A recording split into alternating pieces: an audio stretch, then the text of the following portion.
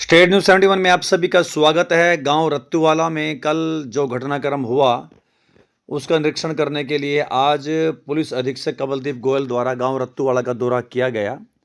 ग्रामीणों से उन्होंने बातचीत की गई और लोगों से एक सौहार्द बनाने की अपील की। ग्रामीणों ने बताया कि एक पुराना ढांचा था, कभी ये आबाद मस्जिद नहीं रही है, इस कारण से ये ढांचा टूट गया है। और जबकि मुस्लिम समुदाय का ये कहना था कि ये आज़ादी के पहले से ही बनी मस्जिद है और वक्फ़ बोर्ड के कागज़ों में ये मस्जिद की ही ज़मीन है जिस पर मस्जिद तामीर हुई है और वक्फ़ बोर्ड का ही इस पर कब्ज़ा है और ग्रामीणों ने जानबूझकर इसको तोड़ा है।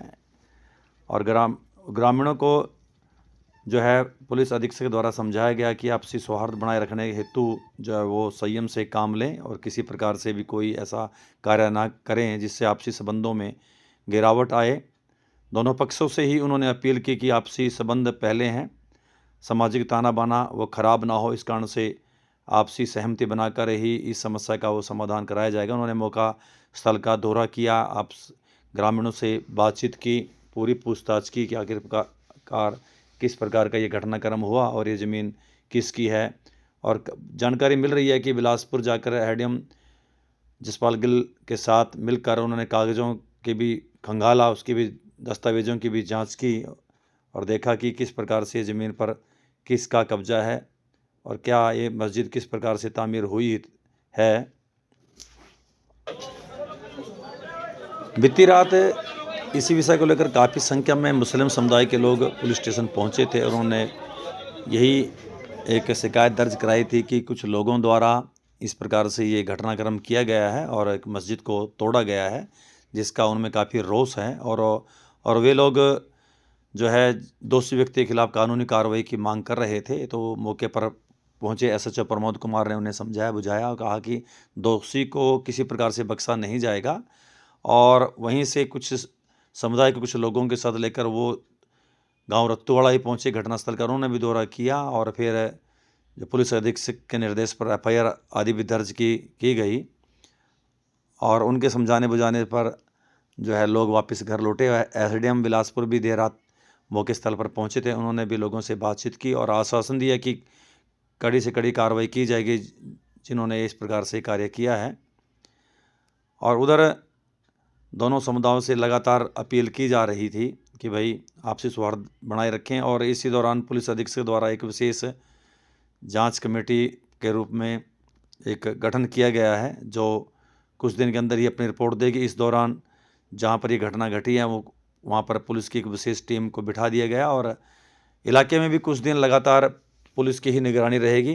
पुलिस बल यहाँ पर तैनात कर दिया गया कि आपसी सौहार्द किसी प्रकार से ना बिगड़े और लगातार दोनों समुदाय से अपील की जाती रही कि भाई किसी प्रकार से सौहार्द ना बिगड़ने दें। और ये घटना जो घटी है उसकी सभी ने निंदा करते हुए कहा कि आपसी सौहार्द से, आपसी भाईचारे से ही इसका भी हल निकाल लिया जाएगा और किसी प्रकार से कोई कोताही ना बरतें। और पुलिस प्रशासन इस वक्त हर बात पर जो है निगरानी रखे हुए है। पुलिस प्रशासन का यही कहना है कि आपसी सौहार्द से ही समस्या का समाधान कर लिया जाएगा। तब तक आप लोग जो है आपस में सौहार्द बनाएं, किसी प्रकार से वो इकट्ठे ना हो।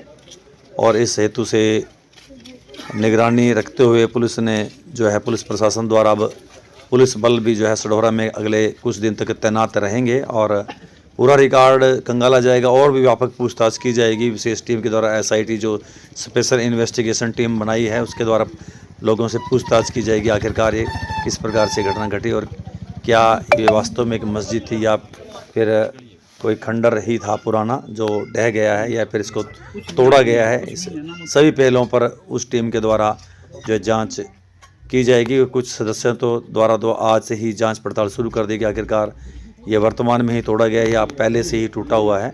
ऐसी जो है इसको देखने के लिए जांच आरंभ कर दी गई है। पुलिस अधीक्षक कमलदीप गोयल द्वारा मामले की हर पहलू से बारीकी से भी जांच की जा रही है और उनके द्वारा बार बार यही अपील की जा रही है दोनों समुदाय से कि आपसी सौहार्द ना बिगड़ने दें। इस समस्या का समाधान जो है वो आपसी सौहार्द से आपस में विश्वास में लेकर दोनों पक्षों को कर लिया जाएगा, लेकिन आपसी सौहार्द पहले है। पुलिस प्रशासन की अपील पर जो है दोनों पक्ष अब काफ़ी कुछ सहमति भी बना रहे हैं कि आपसी सौहार्द से ये मामले का समाधान कर लिया जाए। समाज भी यही चाहता है कि दोनों पक्ष सहमति बनाएं और आपसी सौहार्द हमेशा के लिए कायम रहे।